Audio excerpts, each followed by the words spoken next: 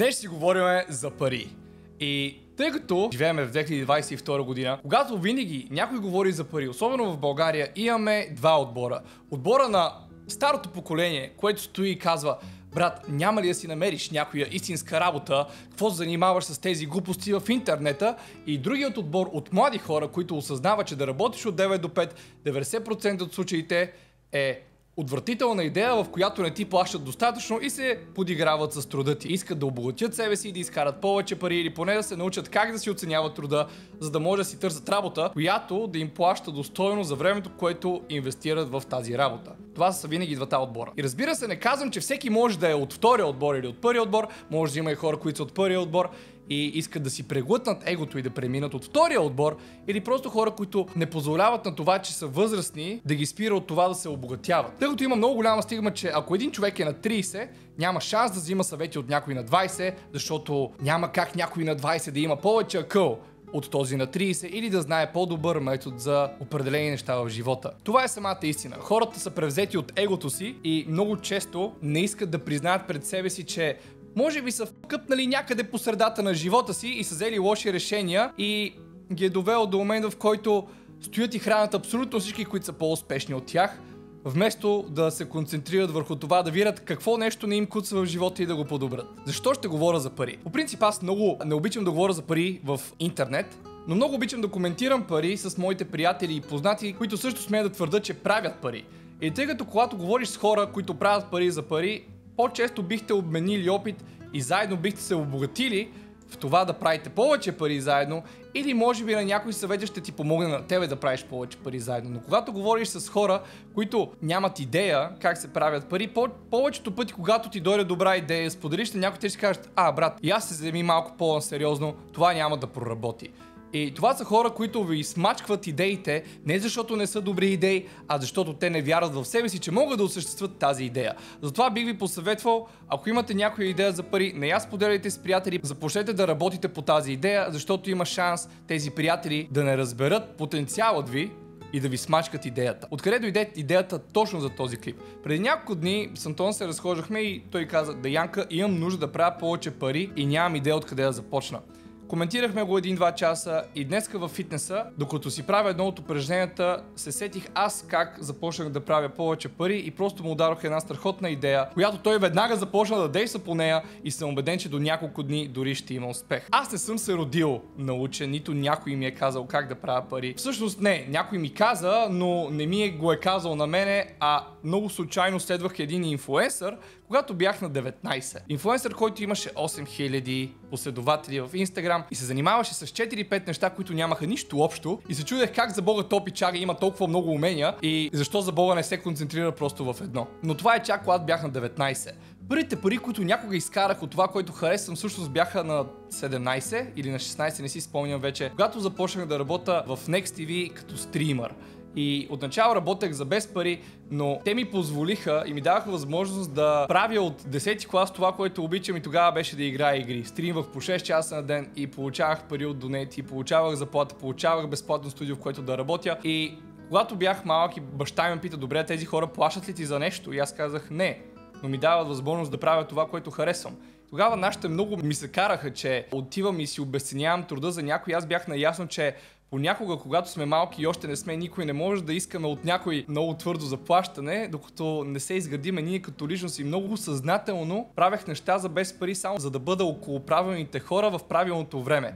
И от тогава живота ми се промени, защото се вкарах в среда, в която хората правят пари, или в среда, в която искам да вземам максимално много знания. След като бях стримър, след като ме забелязаха много хора, мир на праха му, Роро, който ме покани в телевизията, и мога да кажа, че без този човек може би живота ми щеше да бъде в тотално друга посока, защото това е човек, който не само повярва в мен, а човек, който се опитваше да ми дава съвети, които не осъзнавах много дълго време, докато порасна какво за Бога ми говори този човек. Защото това беше един от най-добрите хора, които познавах, и може би един от най-добрите бизнесмени, които съм познавал. Човек, който винаги гледаше така, че всички да са добре, толкова колкото заслужават. И даваше възможности и подаваше ръка на хората, които имат потенциал, така както направи и с мен. Може би виждате някъде на екрана, но първата ми изява в социалните медии и в средата, в която съм в социалните медии, беше защото бях поканен да направя ревю за игра в Next TV. По време на ефира просто ме попитаха дали искам да бъда част от екипът на Next TV и аз не можех да повярвам, че се случва. И да, ако гледате клипа, да, така изглеждах с 17. Бях с дълга коса, дълга рехава брада, слушах метал и играех игри по цял ден. Да, от много малка възраст изглеждам по-голям, отколкото изглеждам. Дори сега, като седих за това, си забравих половината мисъл, добре, че имам телефон пред себе си, но без да влизам много в тази тема, тъй като бих направил видео по темата за Ророк в Next TV, съвсем различно видео. Бях чак на 22, когато разбрах какво е имал предвид с един от най-хубавите съвети, които ми е давал той някога. И тогава го мислех за, нали, не искам да кажа луд човек, бях на... Какво ми говориш? Аз бях на 17 и нямах идея какво ми лафи този човек. Той ми беше казал нещо много хубаво и не веднъж. Дея, не справяш се страхотно, но ако заземиш тази енергия, която имаш, ще успееш да покориш света.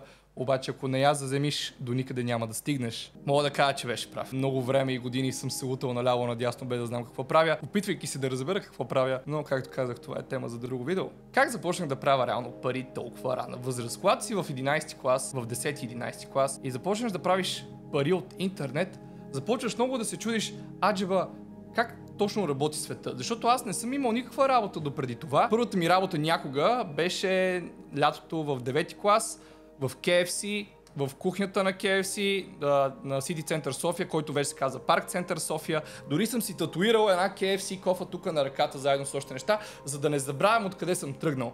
Родителите ми не ми даваха много пари, защото просто бяха в малко по-кофти период. И много исках да работя, за да може да не се налага да искам пари от нашите.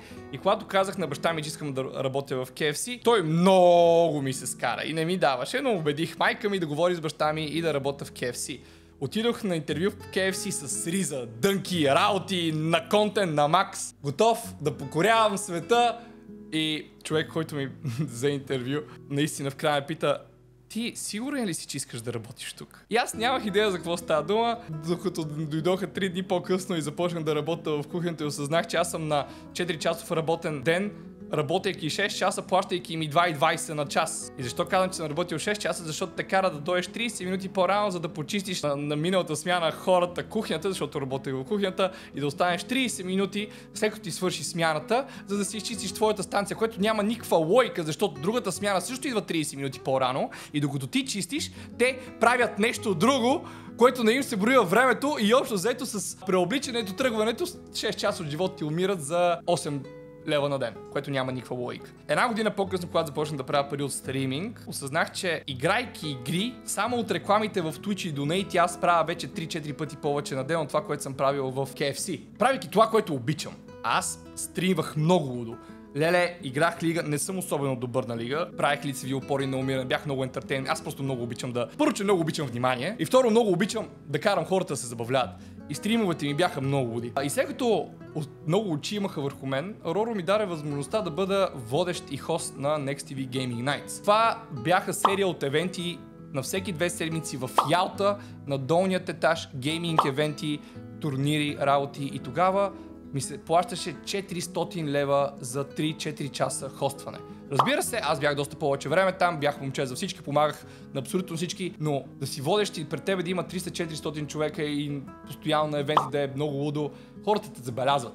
Това е много преди да се занимавам активно с YouTube, тогава имах само Twitch. И това означава, че вече правя по 800 лева на месец. 800 лева на месец за време, в което съм бил някъде 8 часа само в неделя, защото евентите бяха само в неделя. Започнах много ясно да осъзнавам, че да работиш от 9 до 5 е най-големият скам на света. Защото просто България и средната заплата е много по-ниска от европейската. Искаш да ми кажеш, че ако работя някъде по 8 часа на ден, 5 пъти в седмицата и по 1 час хода на друго място, мисля с транспорт, за да работя, общо взето губа по 10 часа от деня си, за да взема 1200, 300, 400 лева заплата. This makes no sense. И осъзнах, че ако 2 пъти в месеца работя за 400 лева като хост имам още 6 дни в седмицата да правя други неща и точно това правех. Играх игри и стримвах по цял ден, everyday. Понякога имаше дни, в които ме гледаха само по 10 човека, имаше дни, в които ме гледаха по 150 човека. I was hustling hard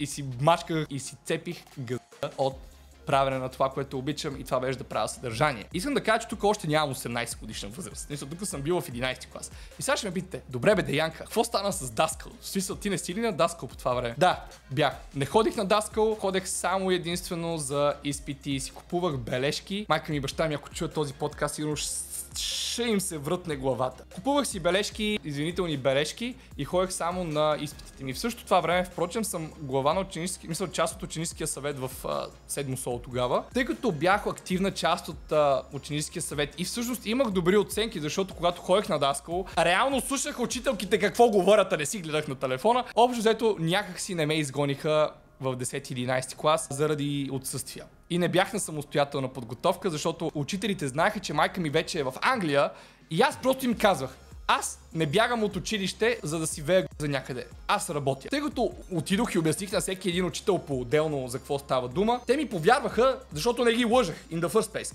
Това, че работех игране на игри и стримване е съвсем друг въпрос, но тъй като бях на договор в NextTV и показах документи, защото баща ми ги е подписвал, има закон, в който ако имаш родител извън страната и работиш някъде, е много лесно да не си на самостоятелна подготовка, защото провайдваш за семейството или някакви такива работи. В 12 клас продължих това да го правя цяла година, беше една от най-аките ми години. Може би в 12 клас съм отишъл на училище 12-13 пъти общо. Съжалявам, мамо и тата. Да, може би малко преувеличавам в момента, ама не мисля, че съм присъствал на училище повече от 20 пъти. Общо. Някога. Отивах и си взимах всичките неща с четворки и петици. Нямам идея как го правих, просто много ми беше лесно да помня.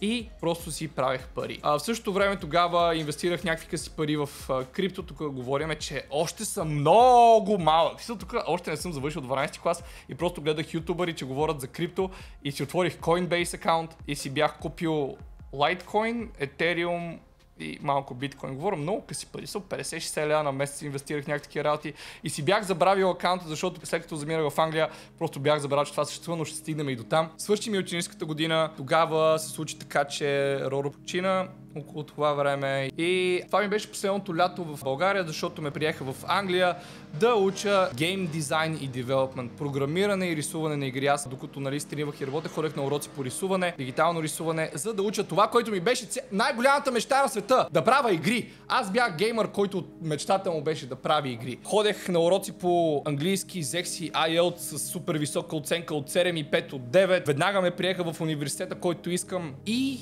fast forward заминах в Англия. Заминах в Англия с супер надъхан да уча това, което искам, да работя. И попаднах в общака, който бях. Общака беше много хубав, двуетажен апартамент с още 4 човека.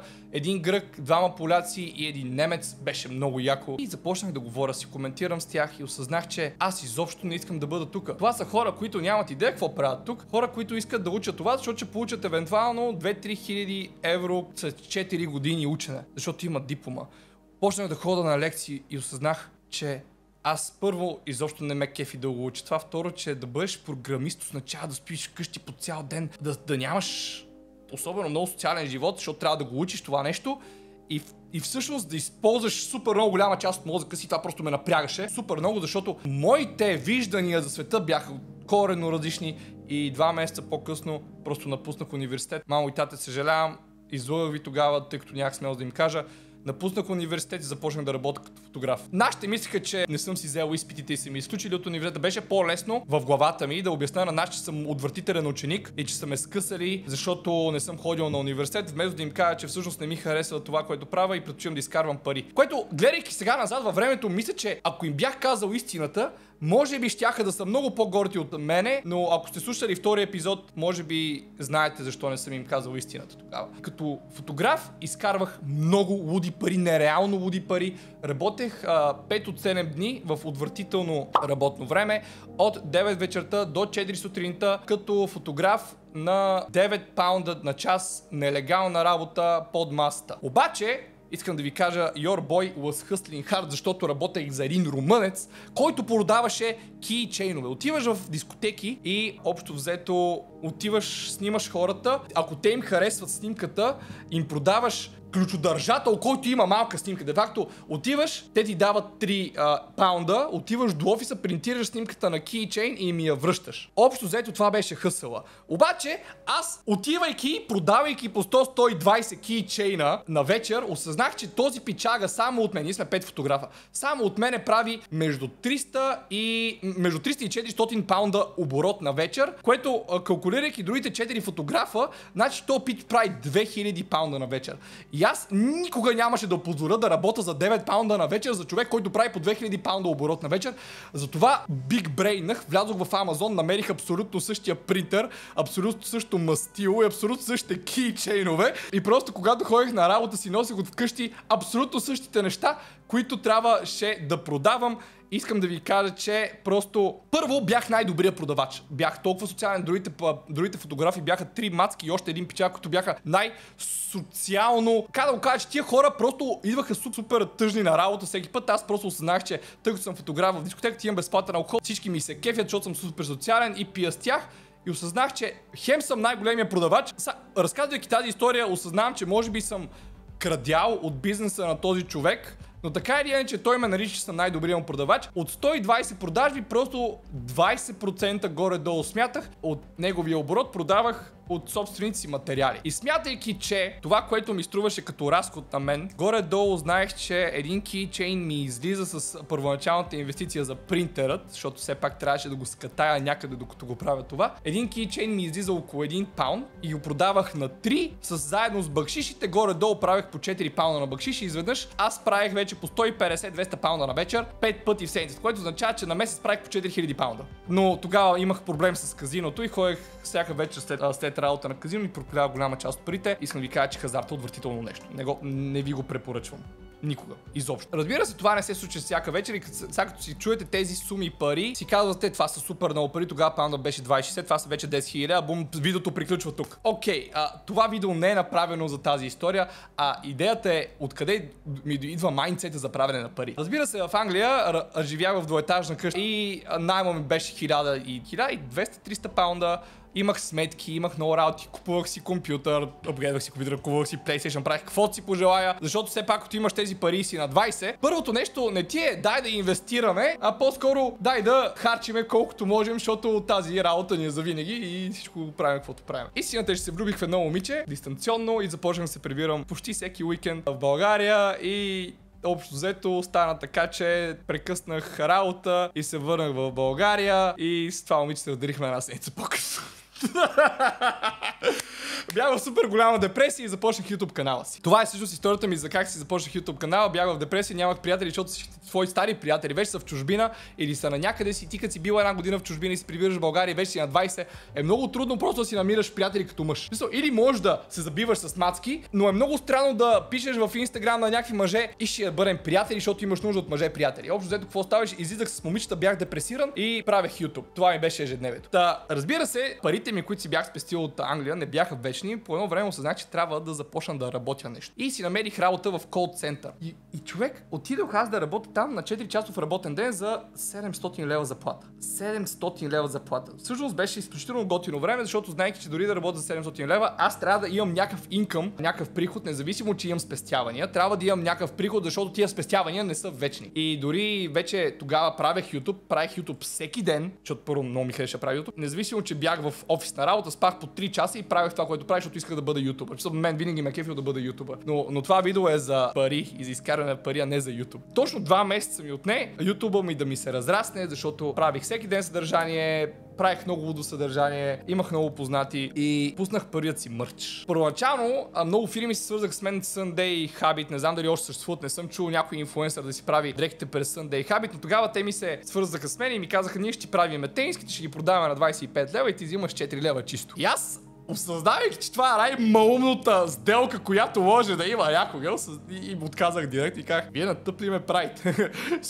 Как ти кажеш, взимам аз 4 лева от 25 лева. Да, разбира се, имаш 20% ДДС и автоматично цената ти пара на 20 лева, имаш 15% данък печалба. Защо 15? Това е много дълга история. 10%, ама все пак имаш чувство и се смята се 15. И добре, цената ти пара на 17. Добре, бе, извиняй, искаш да ми кажеш, че разходът за правене на тениската ти е супер много. Знайки, че не работят така нещата, веднага си казах, не, няма да си правя мърча през вас. Как започнах с първият си бизнес? Намерих си фирма, която да шие дрехите, като аз винаги съм фен на качествения мърч. Винаги, когато съм правил мърч, един човек не би се оплакал за некачествен мърч. Дори има хора, които 5 години и по-късно ми снимат тениски от Tapet Fabric, защото Tapet Fabric ми се казва първата марка.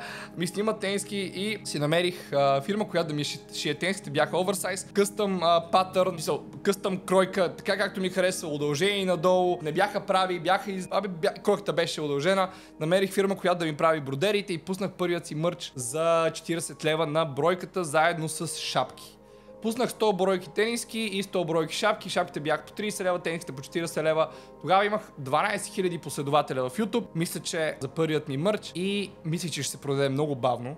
Много бавно мислих, че ще се продаде и се продаваха за 4 дни. Де факто за 4 дни съм направил оборот от около 7000 лева. Автоматично си казах, че няма как за 4 дни да направя 7000 лева оборот и да си позволя да работя за 700 лева заплата някъде. Директно напуснах работа и вместо да си харча първите пари, търсех как да реинвестирам. Осъзнах, че от първата фирма, която са ми направили тениските, са ми удрали кожата, защото истината е, че пуснах тия тениски на 40 лева, а ми струваха около 23 лева да се направят. Обаче за мен тогава ми струваше като най-добрата сделка на света, защото нямам абсолютно никакъв опит. И когато споделих това на баща ми се изсмя в лицето и каза: Деяне, не знам какво правиш с живота си, но някой те е ограбил, но браво, че си го направил. Баща ми се занимава с мода всъщност и с бизнес и малко ми каза, че нещата, които те са ми продали, са на много висока цена. Вторият мърч, който пуснах, си намерих нова фирма и намалих разходите си от 23 лева на тениска на около 9-10 лева на тениска. Свалих цената на тениските, разбира се, от 40 лева на 30 лева и шапките от друга фирма си направих. Шапките си ги запазих на цената, каквато също бяха много качествени. Започнах да продавам мърч. Разбира се, когато продадеш първият ти мърч, вторият мърч никога не се продава така, както се продава. И сега ще ви кажа как този рандом пичага, който следвах на 21, един цветнокош мъж, не го казвам расистко, просто го следвах, защото правеше много яко съдържание, размяташе мечове и беше твист и всъщност беше техник на мивки и беше... Оправяше на хората мивките, брат. В смисъл, бяла техника, мивки татуираше, беше треньор по фитнес и го следвах, защото просто правеше много яко съдържание. Един ден си беше купил кола за много пари. Беше купил някакво Камаро 2015 година. Пича живееше в Англия. И имаше стори как някой му е казал как така човек, който оправя мивки и татуира, си позволява такава кола. И аз тогава го следвах и той беше обяснил в една поредица от сторита всъщност какъв му е плана и как един човек трябва да има поне 5 source of income, 5 различни прихода. И обясни как, беше го обяснил на сторита, ако човек работи 8 часа някъде от 9 до 5, е време, което най-вероятно си върши работата за 3 часа и после другите 4-5 часа симулира работа. И аз, тогава това го следях, защото разбира се, като първият мърч се продаде, вторият мърч се продаде много по-бавно, защото не мога да продаваш тениски вечно. И се бях саднал, че не правя пак тия пари, а вече бях напуснал работа. Де факто, обаче, знайки, че съм могъл веднъж да направя тези пари, никога нямаше да се затворя някъде, където да работя за... Бате, трябва да станеш менеджер някъде, за да работиш едва на 3000 лева на месец. Това е някакво убийствено мъчене, да знаеш, че си направил едни пари някакси в България и после трябва да работиш на сигурно 5 години да станеш менеджер някъде, за да ги правиш тия пари пак. Разбира се, тук идва и риск. Не може хората, които правят бизнес, рискуват, защото, както казах, вторият мърч изобщо не се продаваше толкова дълго, защото аз се бях концентрирал само върху тези тениски, само как да продавам тези тениски и не бях обмислил вариант, в който може би има и други начини за правене на пари. Този пичага, не му помня Инстаграма, вече не го следвам от години, не знам защо не го следвам, просто май веднъж го последвах, защото последвах абсолютно всичките хора, които следвам. Нещо ме удари ADHD, те да знам. В неговите историята обясни как човек, който намери 5 умения, стане достатъчно добър в тях, че достатъчно добър, че да продаваш всяко едно умение веднъж на ден, но не достатъчно добър, че да се налага да инвестираш време. Може да имаш по един клиент на ден и да ги разпределиш в 30 дни, вместо да станеш професионалист и да имаш по 3 клиенти на ден, но да имаш дни, в които имаш свободно време.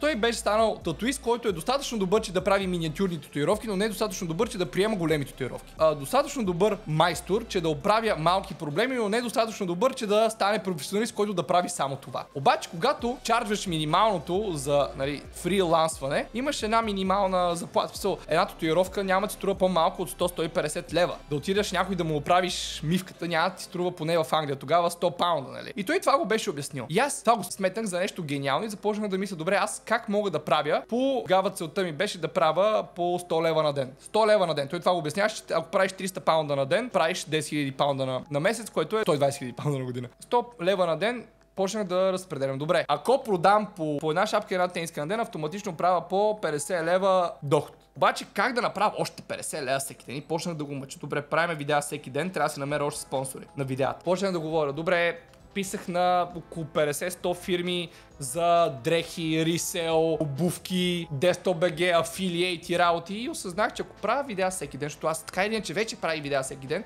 и ако вкарвам всеки ден по реклама, която не се бие с другите, де-факто не са конкурентни. Де-факто човек, ако в едно видео споменеш веднъж нещо за обувки, автоматично тази реклама няма да се конкурира с нещо за татуировки, защото са в два различни бранша. Обаче за едната ти работа ти получаваш заплащане от две места. Де-факто аз тогава работих с една татуистка и общо взето направих така, че в видео да имам поне по една реклама на ден, плюс да си промотирам мърча. Така на 22, целта ми беше да изкарвам по 3000 лева на месец, но не да изкарвам 3000 лева на месец, защото искам да изкарвам задължително 3000 лева на месец, минимум 100 лева на ден. Обаче виж сега какво става. Когато правиш хубаво готино съдържание и работодателите, които те спонсорират, са доволни, те искат да спонсорират още и още. Защото хората, които правят пари от тебе, ще дадат още пари, за да правят още повече пари. Така работят нещата. Обаче, когато си в социалните медии и ти правиш съдържание, това съдържание порасва и аз минимум ми беше да продавам по една тениска и по една шапка на ден. Обаче имаш дни, в които правиш по 2-3 продажби, 3 тениски, 3 шапки, обаче ютубът се разраства и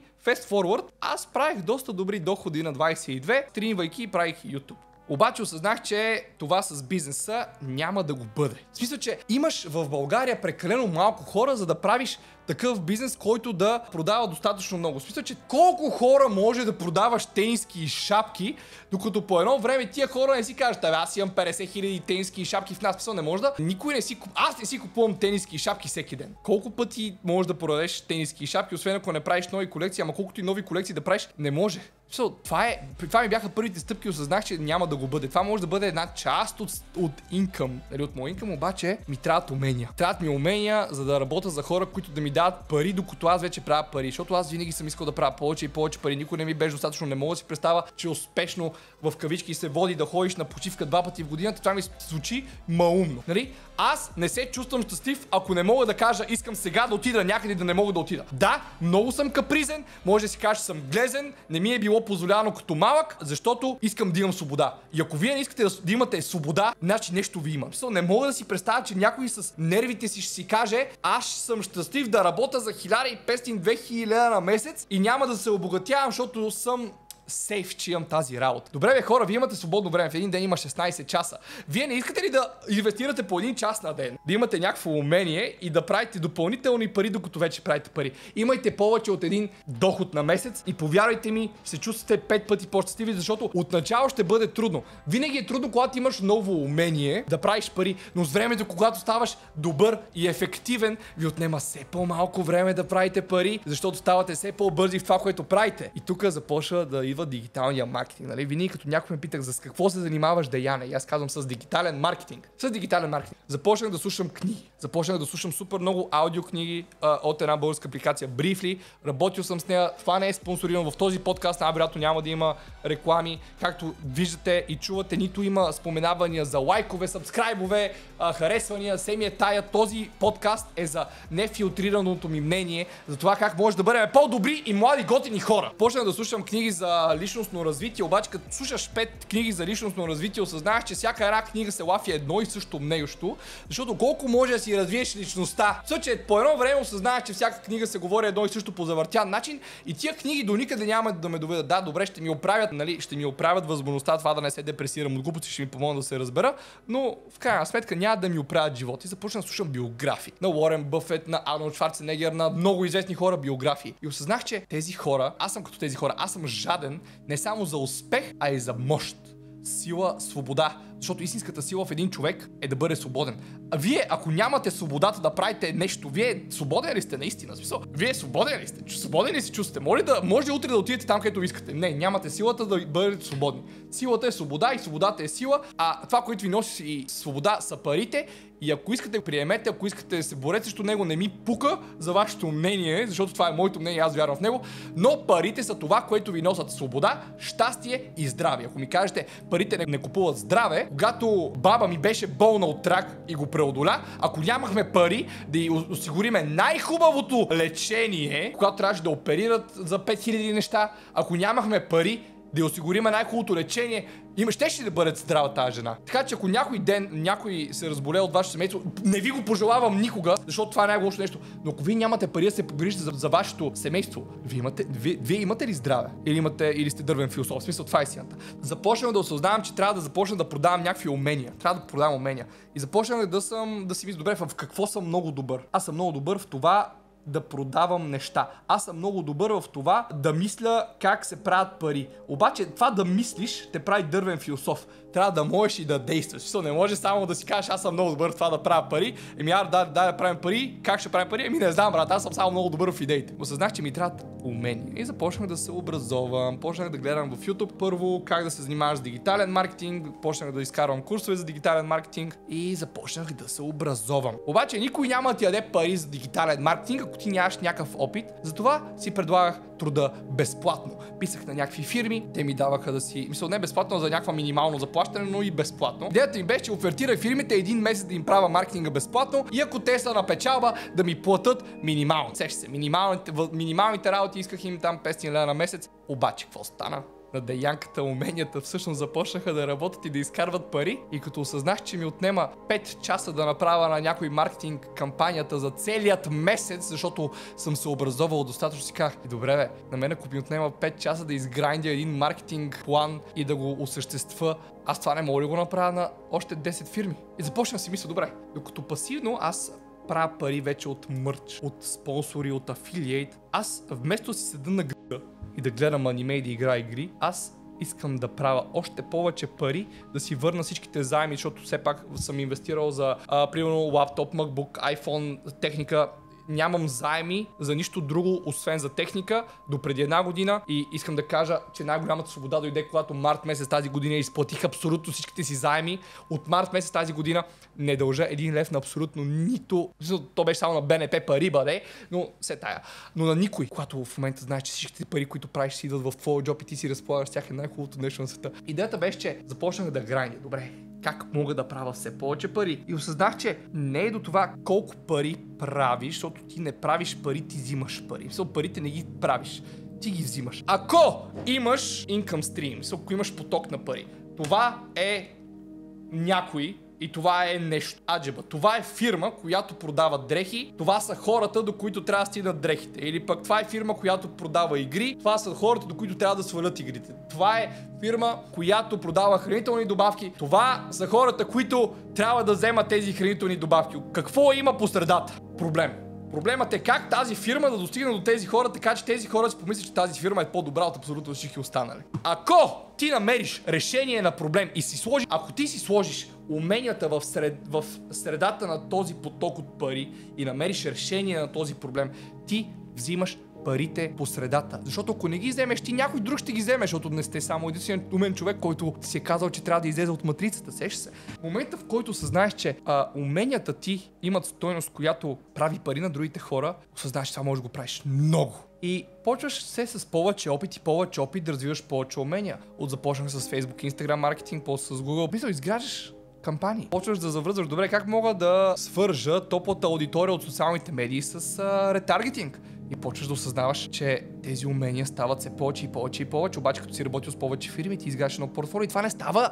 Хора, това не става за един ден. Това става с годините. И така осъзнах, че март месец тази година, за първи път някога си сметнах парите. И март месец за тази година беше първият месец, в който аз изкарах над 10 000 лева за един месец, събирайки всичките приходи. Защото няма работа, която да кажеш, ей, да, работа това, дават ми 10 000 лева на месец заради това. Парите не се правят, те се акумулират и се събират от различни места. Особено в модерното време, в което се занимаваме с нова работа, дигитална работа. Някой има много коментари, ти няма ли си намериш някаква нормална истинска работа? Това винаги идва от хора, които работят нещо от 9 до 5 и не могат да осъзнаят, че хора, моля ви се, това, че вие нямате достатъчно акъл, че да се подобрите себе си, не означава, че аз нямам нормална работа. Да, всъщност да, аз нямам нормална работа, аз имам модерна работа, която се занимава с модерни решения на модерни проблеми. И честно казано, не ми пука в очите на хората как изглеждам, дали работя някаква смешна работа, защото честно казано не се влияе много от чуждото мнение. И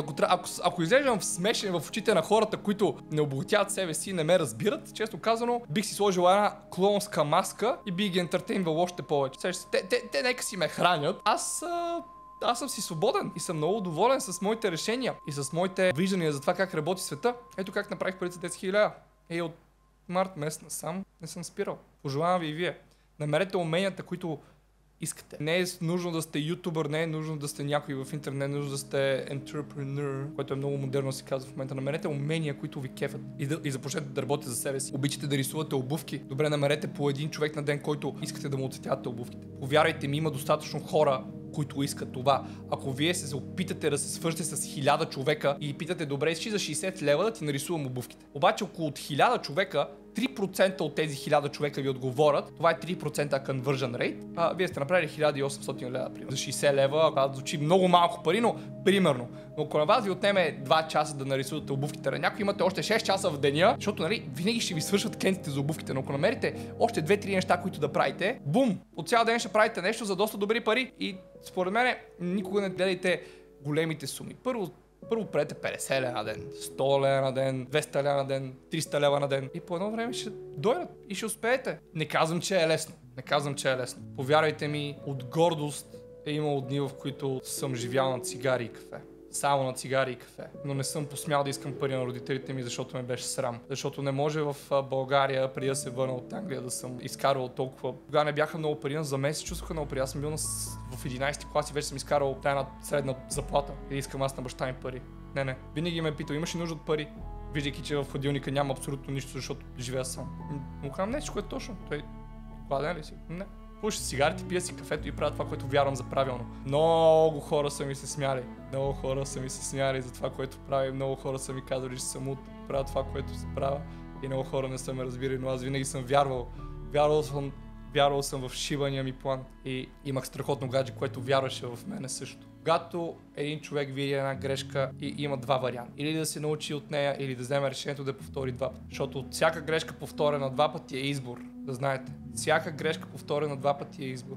И в момента, в който вие изберете да не повтаряте тази грешка и да бъдете един по-добър човек, да не повтаряте грешката да се чувствате зле от работа си, да не повтаряте грешката да бъдете лош човек, да не правите грешката да не вярвате в себе си. В момента, в който вие станете по-добри. И вярвайте, че можете, защото можете. Никой не се е родил научен, никой не се е родил с цялото знание на света. Но ако вие повярвате, че можете, ако вие сте жадни за свобода, за успех и за всичко останало, вие ще намерите начин. Вярвайте в собствените си успехи, вярвайте в собствените си планове, вярвайте в собствените си желания. И ако някой се опита да ви принизи до неговите неуспехи и да ви казва това няма да се получи, или ти мислиш прекалено много, или ти казва тя сес на земята малко, го разкарайте от живота си възможно най-бързо, защото иначе просто ще останете там при него. Обичам ви.